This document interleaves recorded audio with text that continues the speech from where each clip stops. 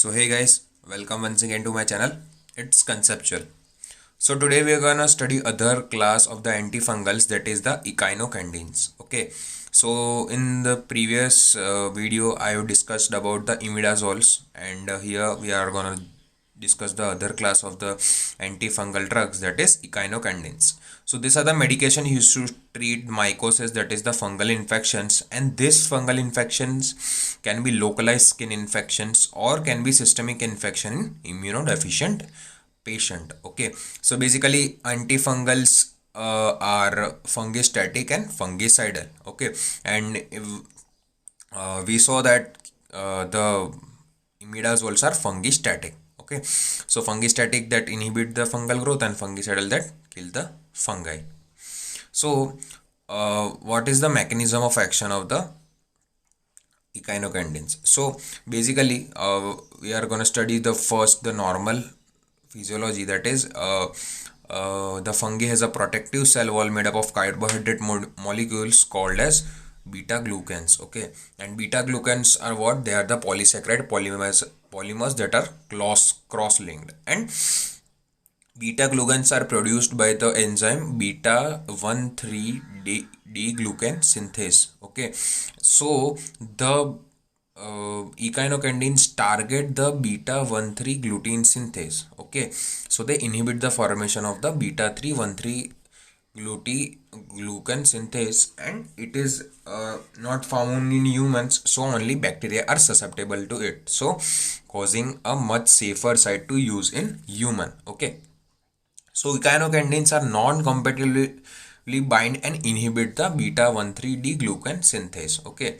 so what it does, that it weakens the cell wall, and due to that the wall ruptures and the cell dies. Okay, so because not well absorbed to the GI tract, it is only available via IV fluids. So the example are the Anidulafungin, Micafungin and Caspofungin. So only effective versus species with the beta 1,3 glucan synthase. So the species which have only this enzyme are only work against only them. Okay, so rare to have to resistance. ठीक है, तो a very rare fungi are resistant to this kind of medications. So treat infections that are resistant to more common antifungal. So if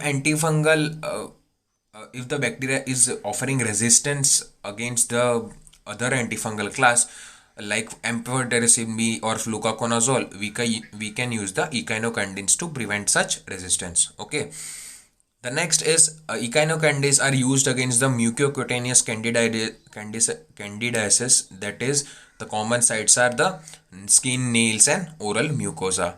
The next one is the disseminated candidiasis. Okay, so infection spread to multiple organ system through the blood. So here the fungi spreads through the blood, causing endocarditis, endophthalmus and osteomyelitis. Okay, and it also occurs in patient with immune system which is compromised. The risk factors are HIV and chemotherapy. So echinocandins are also effective against the invasive aspergillosis caused by Aspergillus species. So they cause the bronchopulmonary aspergillosis in incompetent people with chronic lung disease. Okay. So aspergillus are mainly effective against the incompetent patient with the chronic lung disease. Okay, and this will cause cystic fibrosis, chronic obstructive pulmonary disease or tuberculosis. Okay, so the aspergillosis can cause uh, the features in the immunocompetent people with the chronic lung disease causing cystic fibrosis, chronic COPD and tuberculosis. Immunocompromised people, in immunocompromised people, the infection can spread to blood and cause the invasive aspergillosis that can be fatal. Okay, and they are transmitted via, they can be taken in the respiratory pathway. Okay, and cause such disease. Okay, so the side effects of the echinocandins are, so मैं आपको पहले बता देता हूँ कि कहाँ कहाँ use होते हैं. पहले तो म्यूकोक्यूटेनस कैंडिडाइसिस, फिर disseminated candidiasis and invasive aspergillosis. So echinocandins and the examples that we should remember, that is anidulafungin, micafungin and caspofungin. Okay. So now moving on towards the side effects, it is first, it is metabolized by the liver, so it is hepatotoxic. Okay. And hepatotoxic है and approved for children and elderly but not in the pregnant or lactating women. Okay.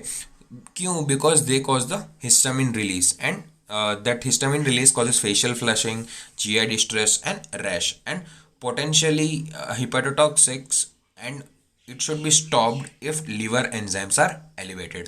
Okay. So LFT should be done at a regular interval period of time via having a prophylactic treatment of echinocandins. Okay. So now there's a fun mnemonic. Okay. So here is the karaoke night going on and a party type going on. Okay.